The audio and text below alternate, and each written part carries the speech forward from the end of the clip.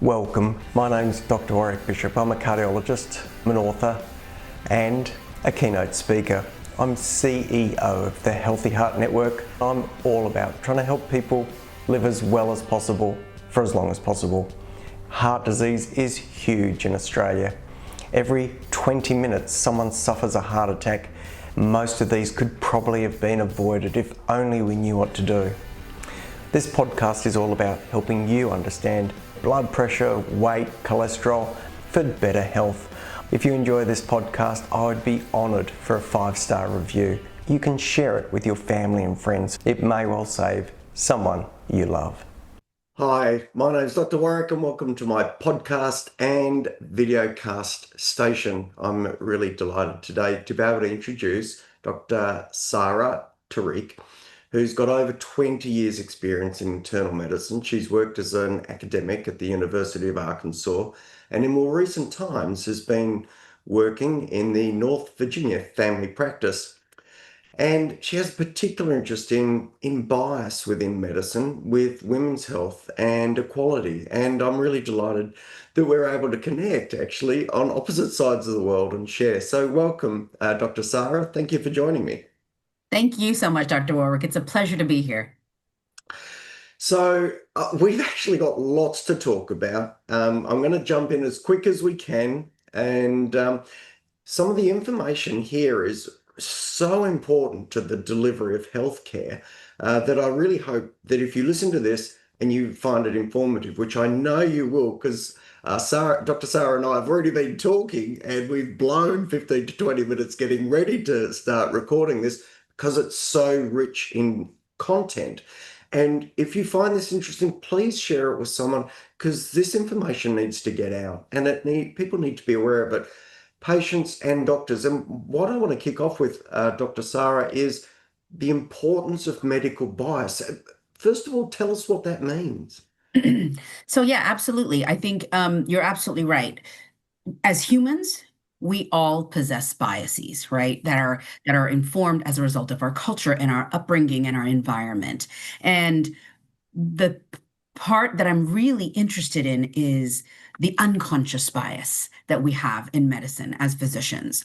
And of course, the unconscious bias is those biases that we're really not totally aware of, right? And if you look at the literature in medicine, physicians, we have seen there's actually data out of Australia as well, where it has shown that emergency medicine physicians, for example, hold biases against people of different races. We hold biases against the LGBTQ. And even though we don't overtly have conscious biases oftentimes in medicine, because we're taught to heal and care for patients, we still have those unconscious biases. And what the literature and what the data shows is that unconscious biases on the part of the physician can result in worse outcomes for our patients. The most notable example that comes to mind is there are several studies in your field of cardiology where in America and the United States, where when Black people come into the emergency room with chest pain, they are dismissed at a higher rate than our non-Black patients. And we know that that's associated with the unconscious biases. It's not that physicians are horrible people and that we are, racist. It's not that, but we do have unconscious biases. And I think it's really important more than ever in this world right now that we work to uncover those. And that's hard because it takes awareness on the physician's part. As you're discussing this, Dr. Sara, all I can think of is that we know what we know. We often know what we don't know, but we don't know what we don't know. And I think what you're doing here is really shining a light on that area of what we don't know. And I have to say, it's almost making me a bit uncomfortable because I'm trying to think through, what are my biases? How does someone like me or another medical practitioner, how do we start to unpack that and understand where those biases may be coming from and how we can appreciate them so that they don't impact or diminish the care we give to our patients? Absolutely. I think the point you made just hit the nail on the hammer on the nail, which is it's uncomfortable first. right? It's uncomfortable for us to feel that we are biased against other people who are not like us. So one, the first step is really getting comfortable with the idea.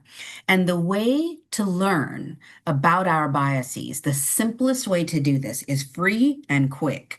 And you may have heard of the Harvard Implicit Association test. It's a test that's been used thousands of times. It's been cited in the literature, the psychology literature, the education literature, the medical education literature, hundreds and hundreds of times. It's probably the most validated test on implicit association and unconscious bias. And Sorry, Dr. Sara, could you just repeat that test again slowly in case someone wants to go and jump online and try it, I guess? absolutely, absolutely. It's called, if you Google Harvard Implicit Association Test, Mhm. Harvard IAT. You can get on that website and you can choose which areas you feel you might be biased in. For example, there's one on people who are overweight. There's one on Black people, women, LGBTQ individuals. There's one on Muslims and Arabs. And so you can take all those tests. And I've taken the test before and have not been pleased with my results. Okay. And so this is a self-assessment on how you might be subconsciously processing some of these biases. Is that That's correct? absolutely Yeah. right. There's Okay. also a movement across many medical schools in the United States here where we are doing implicit bias workshops for not only our faculty, but for our students as well. Okay. Wow.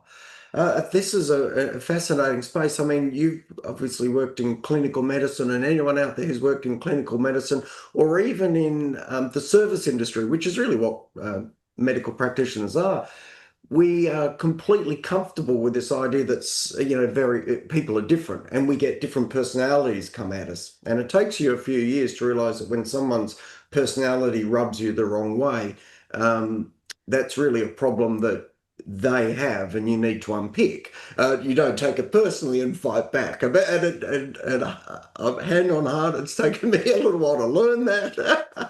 But this is another space again. And has someone done any economic modeling to sort of say the cost of this to the community, or has anyone done any outcome data to say the cost of this to individuals is a certain amount? And really, really through that awareness or that gap, force us to focus on it more.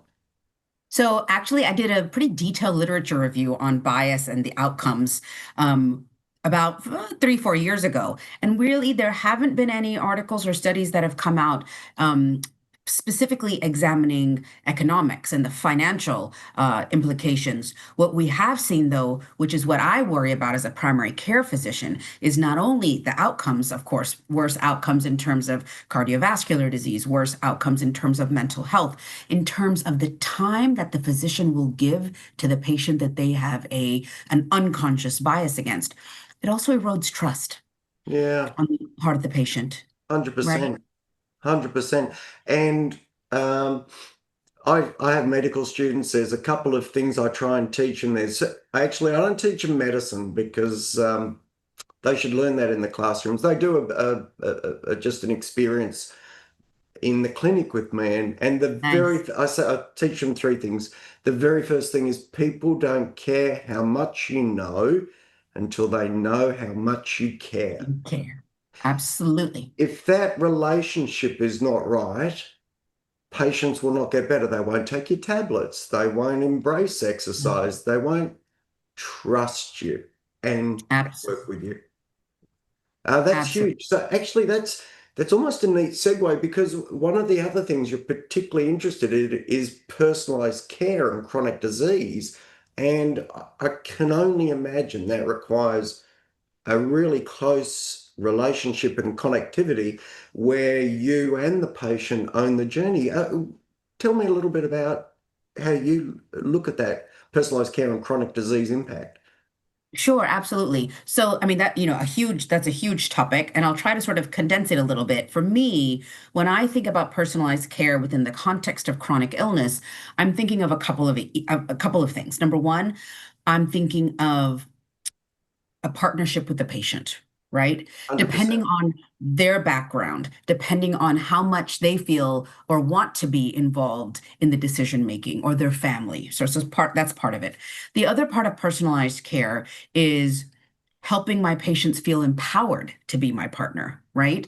And empowerment is associated with giving agency, and people feel like they have agency when they feel heard and validated, right? And so that takes time, right? Because in our rushed world of seeing patients back to back to back, we really don't have that luxury of time often. And so, really, I try to be very intentional about attempting to understand the beliefs and attitudes of my patients about their illness.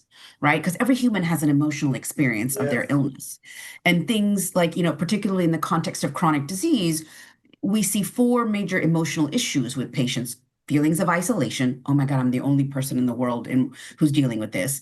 Coming to terms with loss of an organ, of the ability to function as they used to, of the ability to work. Three, facing and managing uncertainty, which traditionally medicine has not done a fantastic job of Mm, helping, right? mm, We tell the diagnosis, here's the medicine, and we might tell you two or three things about it, and then we move on. And so yeah. we really don't spend time helping the patient manage that uncertainty. And then fourth, of course, is loss of trust within the physicians and loss of trust within the system. And so when we're attuned to the emotional experience, the data even shows that we invariably improve the motivation for our patients and adherence. So Yeah. better outcomes. And there's tons of literature behind this as well.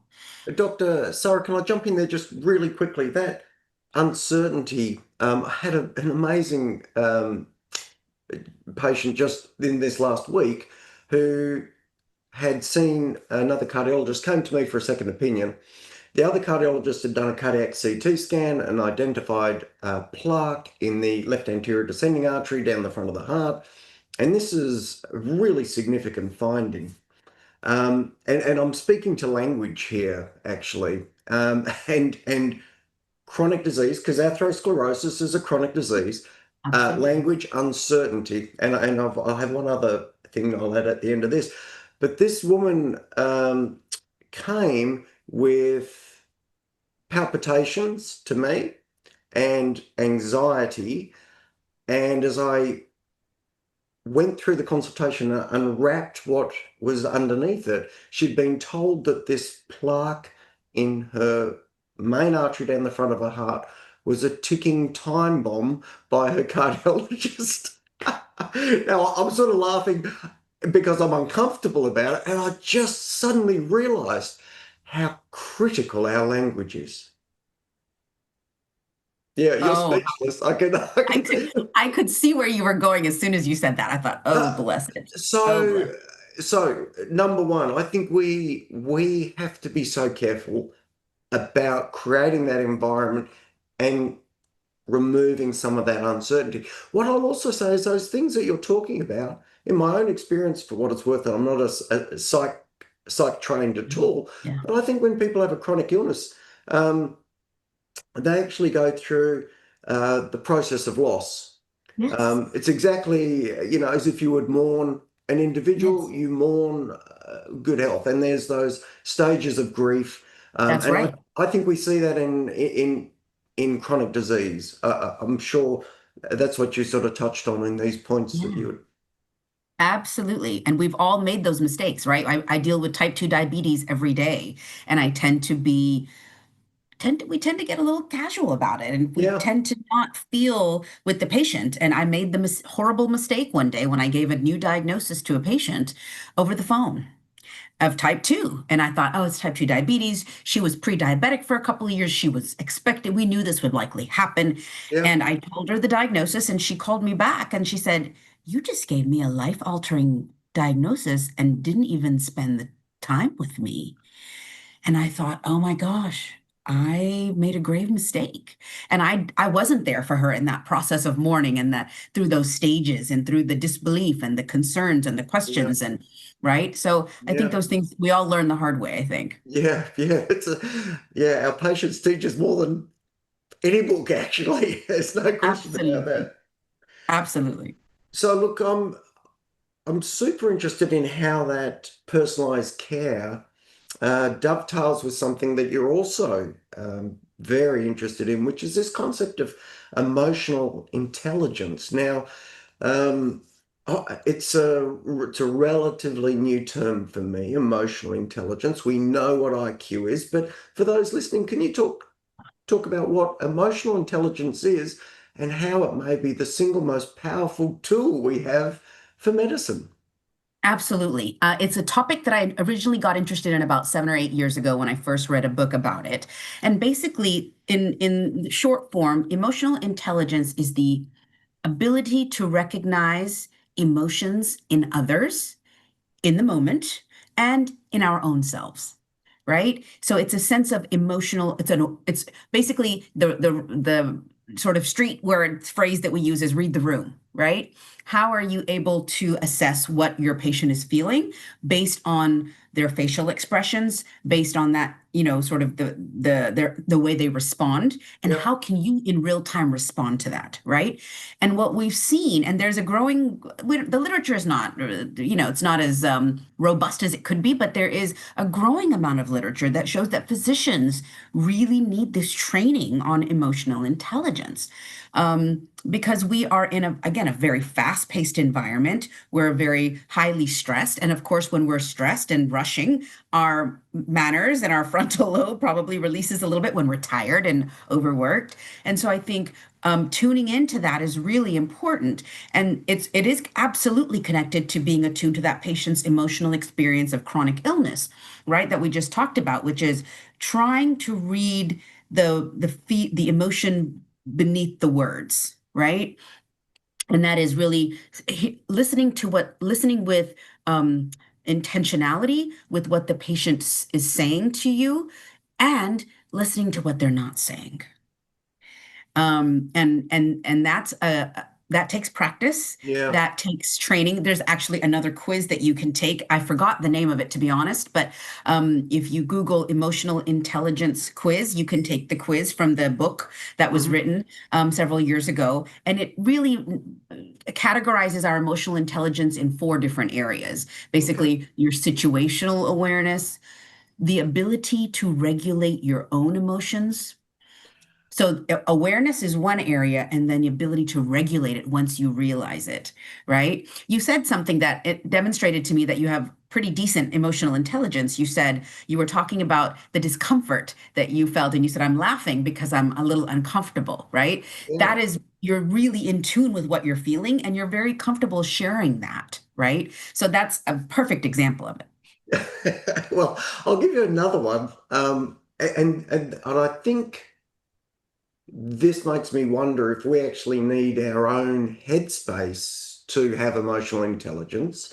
I used to work like a normal cardiologist, 100 hours a week, did that for a very long time, constantly stressed, constantly battling through the consultation process, the stuff on the wards, everything. Life in general, actually. And in recent time, shaggy dog story, those listening might know that I had open heart surgery for a dilated aorta. I've had that fixed and I've gone back to work, but part time. And really just as it makes sense. And, there's a bit of fatigue that follows Sure. open heart surgery. But the consequence of going back part time, Dr. Sarah, has been I work 3 mornings a week, 3 hours on each of those mornings. I see, after an hour and a half, I have a coffee break. So I have this extraordinarily different environment where I work. There's no pressure at all. If I run over time, doesn't matter. And I had this cathartic moment.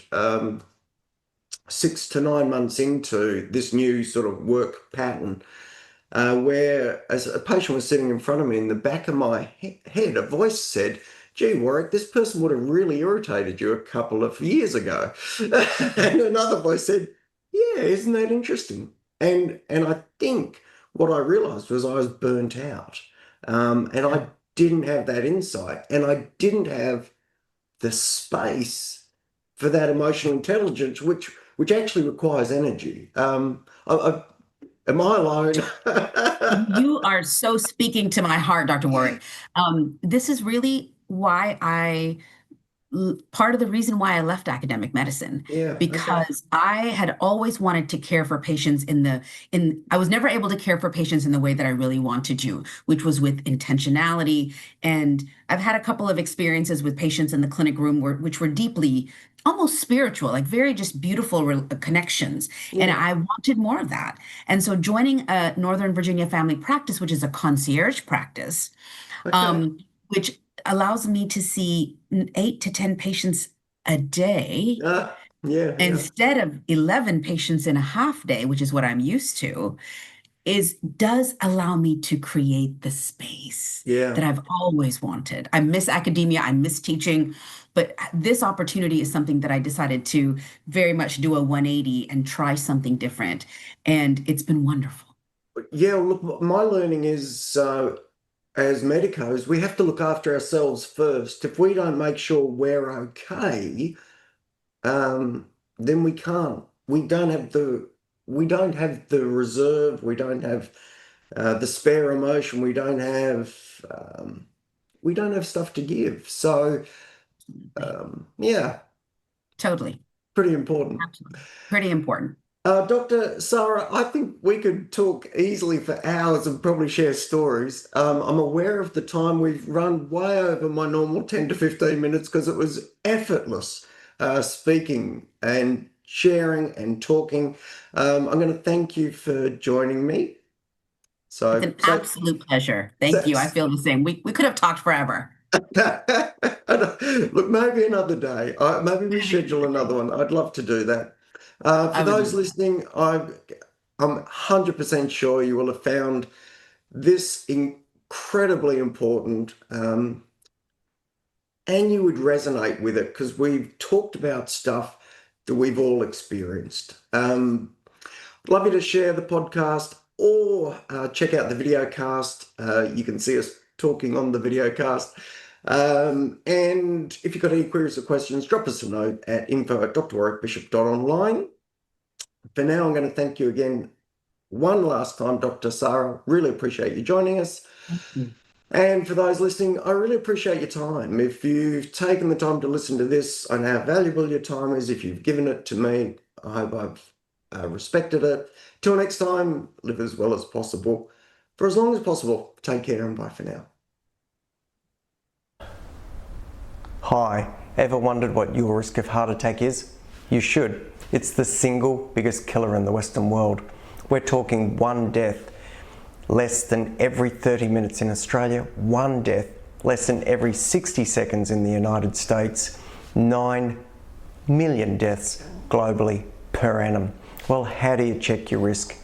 Well, you can go to www.virtualheartcheck.com.au. You'll find out about your risk and what can be done beyond that to be even more precise.